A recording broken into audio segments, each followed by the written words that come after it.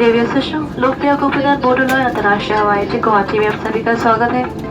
आपकी सुरक्षा को ध्यान में रखते हुए आपसे निवेदन है कि आप अपनी कुर्सी पर ही बैठे रहें और आप अपने मोबाइल फोन का उपयोग कर सकते हैं। सामान का खुद ही समय सावधानी बरतें। विमान से निकलने से पहले कृपया अपने सीट पॉकेट और ओवर कंपार्टमेंट की जांच करें ताकि आपको कोई भी जरूरी सामान जैसे कि वॉलेट, पासपोर्ट या इलेक्ट्रॉनिक उपकरण विमान में न रह जाए।